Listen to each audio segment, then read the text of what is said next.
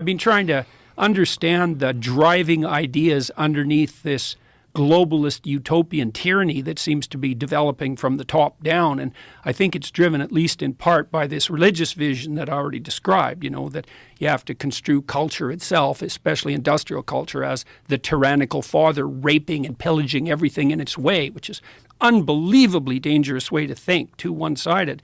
And the idea that you have to impose limits to growth on people in order to have a sustainable planet. And that's allied with a view that probably stems all the way back to people like Paul Ehrlich in the 1960s, who really believe,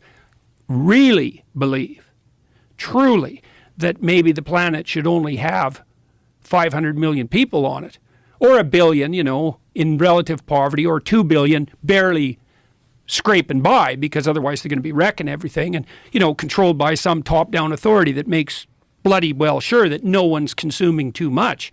And so when I look at ideas like that first assumption, the planet has too many people on it, it's like, I don't like to hear people say that, because when I hear that, I think, okay, buddy, who exactly are you thinking about getting rid of? Oh, well, it's not like that. It's like, yeah, it's like that. It has to be like that. It is absolutely like that. And so, it's easy to get all paranoid conspiracy theorist about the WEF, say, and maybe there's some utility in that. But, I don't think anybody's sitting at Davos going, well, we got to scrap 7 billion people.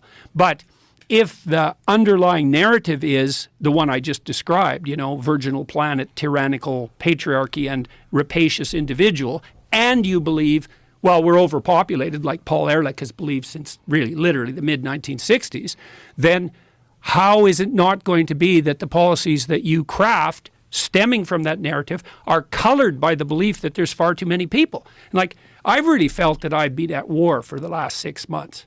And I would say it's war because what I observed happening in Europe when I was there last was that, well, and you can see this, you don't have to be in Europe to see it, but it's more direct if you're there, is that it's pretty damn clear that the globalist utopians are willing to sacrifice the poor for the sake of the planet. And they're doing that by cranking energy prices up through the roof, and that means that people die. Lomborg has estimated that maybe you have to turn your thermostat down by 3 degrees, right? Save the planet. We don't have enough energy. We'll pay you not to use your electricity between 5 and 6, which is what they're doing in the UK. You turn your damn thermostat down 3 degrees, that sounds like nothing. But if you're old, that radically increases the probability that you'll get a respiratory disease and die. And if the Europeans would have had a cold winter, and that could still happen, Lomborg estimated it'd wipe out 135,000 people. It's like, well, we're just making energy more expensive. It's like, what do you mean you're just doing that? So imagine the economic system. It's a pyramid. There's a bunch of people at the top. They have almost all the money. That's par for the course for any productive system.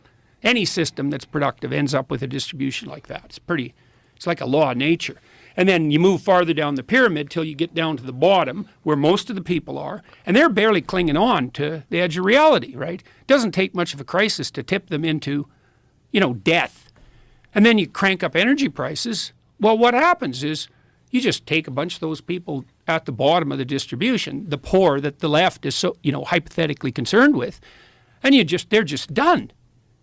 They go from barely hanging on to not hanging on. And their kids go from having some ghost of a chance of opportunity to having none. And I could see this coming. You really saw it happening in Germany and the UK, where we have this absolute rat's nest of way more expensive energy. And this is where it gets extremely perverse. You might say, okay, look, we have to save the future poor. And so now some of the present poor are going to have to suffer. Well, that's convenient for you if you happen not to be one of those poor people, but let's give the devil his due and say, okay. It's like, that'd be fine with me. Not really. That'd be fine with me if the consequence of your actions, raising energy prices, for example, actually produced an improvement in those things you wanted to improve. So, for example, energy is more expensive, but now the air is cleaner. But that isn't what's happened in Germany. Right. What's happened in Germany is energy is like 5 times as expensive, and the coal plants are back on. So it's like, even by your own criteria for success, you failed, and you did it at the expense of the poor.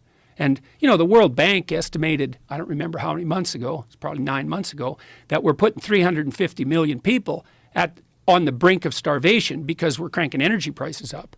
And so for me, it's like, that's 350 million people. That's 3 times as many as the communists killed, you know, in their 6 decades of trying. And if your cure for the planet is, well, you know, we got to put 350 million poor people in jeopardy just so that things are hypothetically better in 100 years, I think, yeah, I don't think so, buddy. And also, it's a little bit too convenient for me that your prescriptions to save the planet are accompanied by this insistence that the only way forward to that is to give you all the power.